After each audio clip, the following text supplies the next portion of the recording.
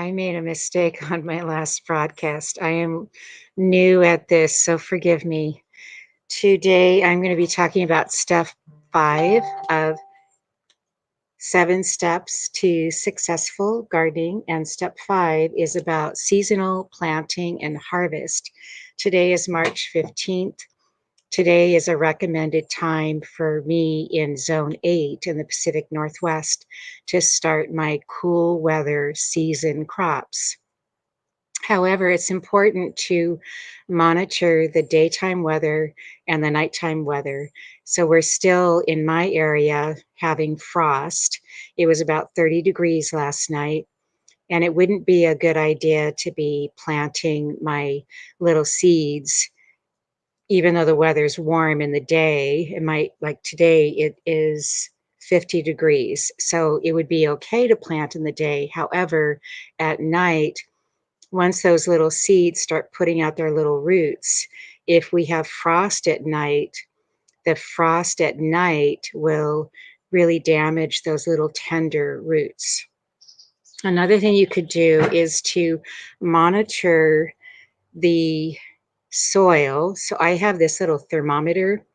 I use it to monitor the temperature in my compost worm bin, and this came with my kit, but I'm also using it to monitor the soil temperature, and I want to wait just a little bit.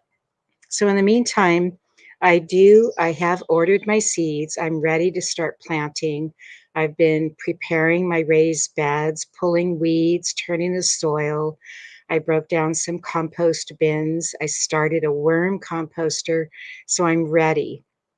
I'd like to share with you that what I have done is I pruned one of my wisteria wreaths, or the wisteria vine, and I cut back all this old growth right here.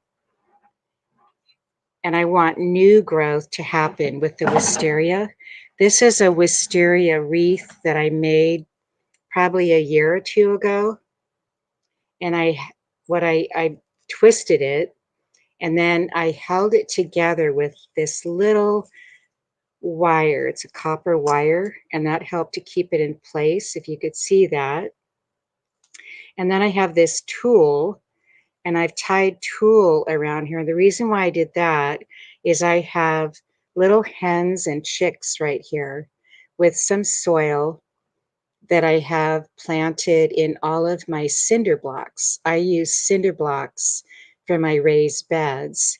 And then I'm helping to hold in that soil with moss that you could see here, and with some lichen that you could see here. And I've opened up the tool to allow moisture to get in there and sunlight to get in there.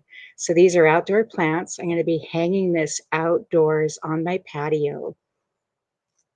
And then I've cut a ribbon. It's a wire ribbon that I got from Hobby Lobby. You get it from any of the craft or fabric stores. It's a wire edged ribbon, and it's perfect for shaping to make bows. What I did here is I have my wire, and this is one of the wires that I have that I'm using to hold the ribbon in place.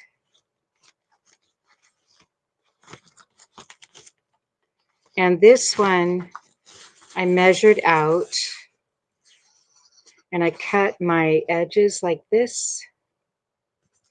So I want to have a pretty edge of my ribbon. And I'm going to do something where I'm going to take the ribbon, and I want it to be a real fluffy ribbon. So I'm going to make it about 6 inches, and I have a measuring tape right here. And I'm going to wrap it. I'm going to wrap it 6. Just wrap it. What I'm doing here. And then I'm going to fold that in half like this. and take my wire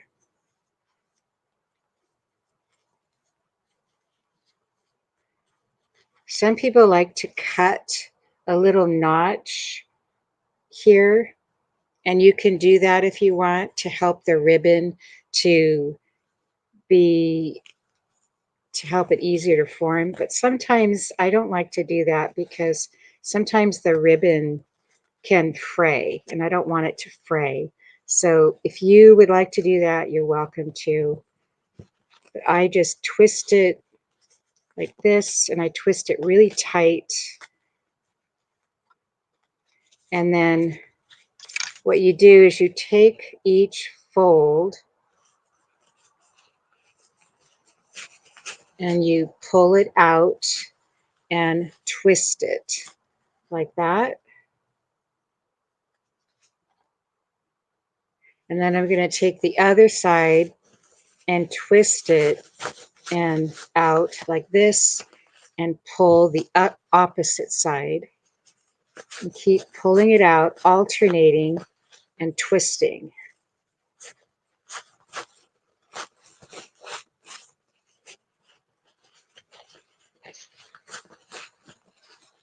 Like that. And then you could just shape the edge because it's a wire edge ribbon.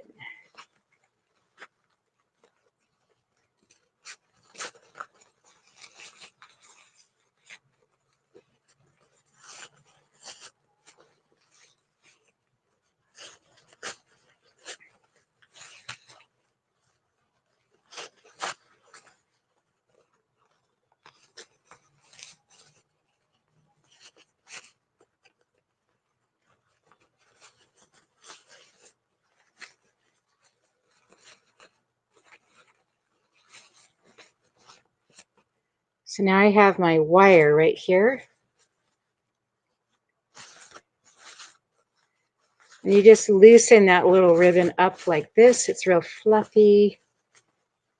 And then you can put it on your wreath.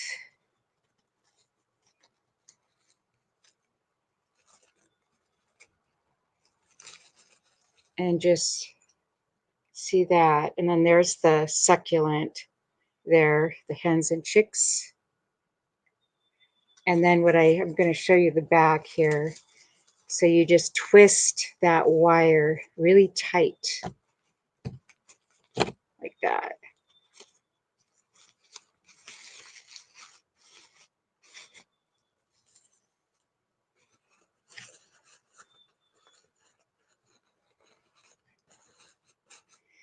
Now I wanted to show you, if you look, there's like an opening in there with the vine. And you can take things like bay laurel, you could take rosemary and just stick it right in there like this, and it just pulls right in there really easily. I know some people like to use hot glue, but I prefer not to use any kind of glue because when the herbs or the greenery dries, I would like to just pull it out and then use this wreath again and then freshen it up with new greenery. And then the herbs you can use for cooking if you would like. I don't have any lavender right now, but I like to stick lavender in there. I'll have lavender in the summer. But I do have rosemary, and you can request rosemary if you would like that. I have bay laurel leaf, and you can request that as well, and we could just put that in there. So on my Etsy site, I've been selling Christmas wreaths, a do-it-yourself Christmas wreath kit. Well, this is going to be an Easter kit, and this is a 12-inch wreath, and then what I do, it just fits in with the large flat rate box, this one here, and it fits perfectly in that box. I wanted to show you some of my grapevine wreaths. This is what they look like. And this is what I've been selling on my Etsy site. And then I just put greenery in there. I have ribbon, then you can just easily put it all together. But it's really easy. I have a grapevine behind me. It's this grapevine right over here. You could see that. And that one is what I use to make my grapevine wreaths. I pruned that last fall. My wisteria, I just pruned a couple of days ago because I want to have new greenery. The, the difference between a grapevine wreath and a wisteria wreath is that the vines of the wisteria is a little bit thinner. You can see that, where the grapevine wreath is thicker. See the difference here. And then the grapevine wreath is a darker color, and this one is a lighter color. But I make them the same size, they're 12 inches. And once you put ribbon and greenery, lots of things, then the wreath gets very full. So that's a good practice to do right now while I'm waiting for the weather to warm a little bit and for me to start adding all of my fruits and vegetables and my perennials and my annuals and my bulbs and things like that. I wanted to show you too. I got these gloves, and these are cold weather gloves, and they keep my hands warm when I'm working in the garden in the springtime and it's very cold, or if I'm working in the fall, and they're just so warm. So it's important to have good tools when you're working in the garden. And I will look forward to seeing you next time and talking about more things that we could do with the 7 steps and of successful gardening and working in the gardening. Teresa Marie, Art and Design. You can find my kits on Teresa Marie for Art on Etsy. Happy gardening.